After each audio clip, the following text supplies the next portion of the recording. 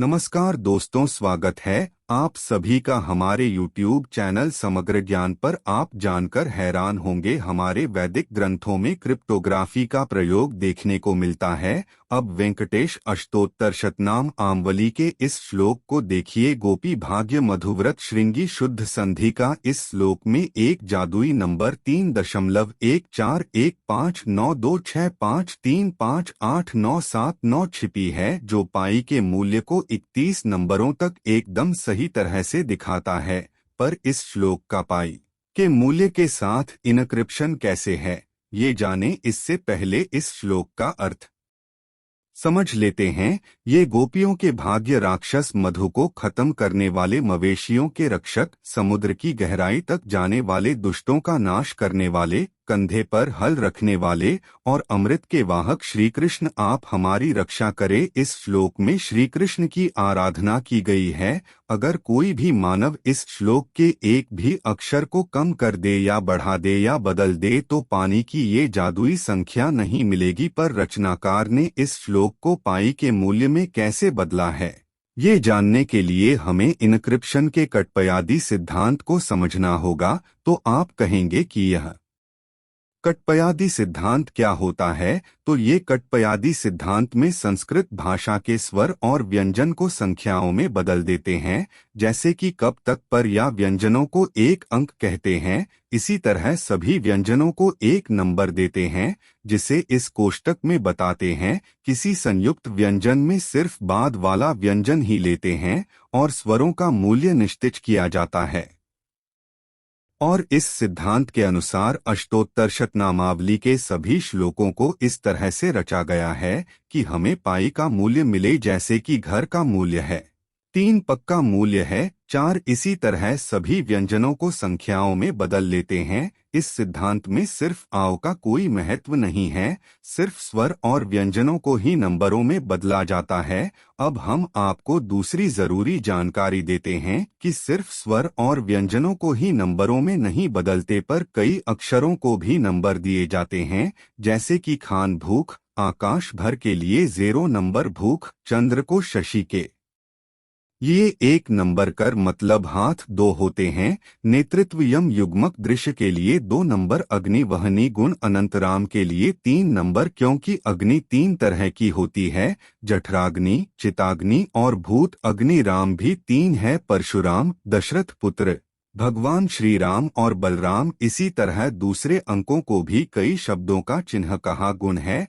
जैसे कि रस के तरह 6 होते हैं, तो 6 नंबर रस का। ज़ारा नंबर रुद्र का आदित्य 12 है, तो 12 नंबर आदित्य का। नक्षत्र 27 है, तो 27 नवंबर नक्षत्र का। 7 नवंबर अश्व मतलब कि घोड़े का होता है। हमारे पुराने ग्रंथों में चिन्हों का, अलंकारों का और रूपकों का भरपूर प्रयोग किया गया है। क्या सूर्य के घोड़े 7 अंक को दिखा रहे हैं, जो सूर्य के 7 रंगों की ओर इशारा करते हैं, जिसे कई लोग सिर्फ एक कल्पना और मिथक समझते हैं। अब हम आपको मुहूर्त चिंतामणि का एक श्लोक बताते हैं। सूर्येश पंचायत ने सूर्या दीवारें तिथियों भवंती। इस श्लोक में संख्याओं का इनक्रिप्शन यानी कि कोडिंग किया गया है।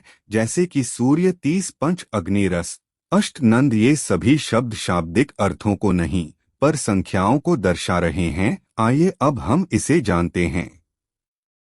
सूर्य 12 है। 12 महीनों के नक्षत्र में सूर्य के अलग अलग नाम है, जैसे कि सूर्य भानु, रवि, हिरण्यगर्भ, भास्कर, आदित्य, मरीचि, खाद्य मित्र, पूषा, सविता, रग। तो इससे हमें द्वादशी तिथि पता लगी थी। शतरुद्र का समानार्थ शब्द है, इसको रुद्र के अर्थ में लेने पर 11 रुद्रों से एकादशी तिथि का होना पता लगा। पंच, इससे 5 अंक पता चलता है, तो पंचमी तिथि पता लगी। अग्नि, इससे 3 अंक का भान होता है, क्योंकि अग्नि 3 तरह की होती है, वो तृतीया का पता लगा। रस्ते, स्वाद 6 है, तो इससे सृष्टि तिथि का पता लगा। मधुर, मीठा, खट्टा, लवण, नमकीन, तीखा, कड़वा और कषाय, कसैला, अस्त सीधे सीधे 8 के अंक को बताता है। आथ अष्टमी तिथि पता लगी। नंद वंश के 9 राजा मशहूर है। आथ नवमी का भान हुआ और सूर्या दीवारें तिथियों भगवंती से पता लगता है कि गिनने का क्रम सूर्यवार मतलब कि रविवार से होगा। तिथि आए हैं रविवार को द्वादशी, सोमवार को एकादशी, मंगलवार को पंचमी, बुधवार को तृतीया,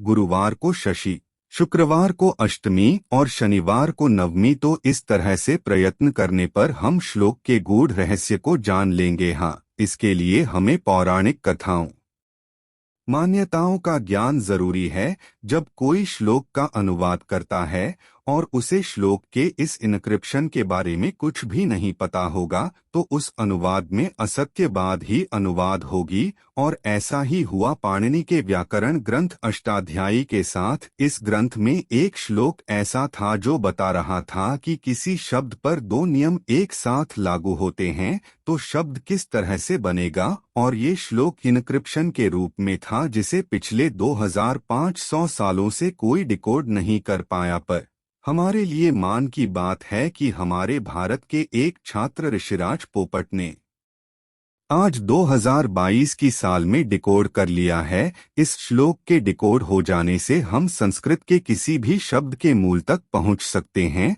और किसी भी नए शब्द की रचना कर सकते हैं। 500 बीसी के आसपास तकरीबन 4000 सूत्र लिखें और वो 4000 सूत्र एक मशीन के तौर पे हैं चलते हैं। एक मशीन ही समझ ले उनको। और वह 4000 सूत्र क्या करते हैं? कोई भी संस्कृत का शब्द बनाने में मदद करते हैं। बहुत सारे शब्दों में तो जैसे कि जरूरी धातु ले लें। दुष का मतलब है देखना, तो दृश्य में आपने अगर आपको उसका उससे अब हिंदी में जैसे कि अलग अलग शब्द है। दर्शन हो गया, दृष्टि हो गया, दर्शिता हो गया है ना, तो दृष्टिगोचर हो गया। तो बहुत सारे जो ये शब्द है ये सब धातु से आते। इस नियम के डिकोड हो जाने से संस्कृत भाषा कंप्यूटर की तरह काम करने लगेगी और आर्टिफिशियल इंटेलिजेंस की तरह है। नए शब्द आसानी से बन जाएंगे। अब हमें यह प्रश्न है कि हमारे ऋषियों ने ऐसा इनक्रिप्शन क्यों किया था? ऐसा इसलिए किया गया था क्योंकि कोई भी जरूरी जानकारी किसी गलत मानव के हाथों में ना चली जाए और वह उसका गलत इस्तेमाल ना करे। जैसे कि आज के समय में भी आधार कार्ड के डेटा को हैकर्स से बचाने के लिए स्क्रिप्ट किया जाता है। अगर वह हैकर को मिल जाता है तो भी वह उसे जान नहीं पाता क्योंकि वह एन्क्रिप्टेड है। साथ में हम आपको यह भी बता देते हैं कि आधार में PKI 2048 और 256 एन्क्रिप्शन का इस्तेमाल हो रहा है। इस एन्क्रिप्शन को तोड़ना बहुत खर्चीला और लंबा कार्य है जिसे तोड़ने में धरती के 3 सुपर कंप्यूटरों को भी अनंत काल लगेंगे। इसी तरह हमारे कई पुराने ग्रंथों में क्रिप्टोग्राफी का इस्तेमाल किया गया है। जैसे कि सदरत्नमाला ग्रंथ के श्लोकों में हमें पाई का मान मिलता है। मुहूर्त चिंतामणि ग्रंथ के श्लोकों में भी क्रिप्टोग्राफी देखने मिलती है। जैसे इस श्लोक में घर का क्षेत्रफल मापने का सूत्र गुण तरीके से दिया है। माधवाचार्य ने अपनी सारणी में मानों की सरणी बनाने के लिए दिए गए श्लोक भी पूरी तरह से इनक्रिप्टेड है जिसमें साइन के मान दिए गए हैं। तो दोस्तों, आपने देखा कि हमारे पुरातन ग्रंथों में हमें पहली नजर में जो दिखता है और जो हमें बताया जाता है उसके अलावा भी कई सारे गुप्त रहस्य छिपे हुए हैं। हमारे ऋषि इन ग्रंथों से हमें कुछ और भी बताना चाहते थे। यह बात हमें हमेशा ध्यान में रखनी चाहिए। आज संस्कृत भाषा सिर्फ 25,000 लोगों तक ही सीमित हो गई है। आज के लिए बस इतना ही, फिर मिलते हैं एक नई वीडियो में। तब तक के लिए नमस्कार।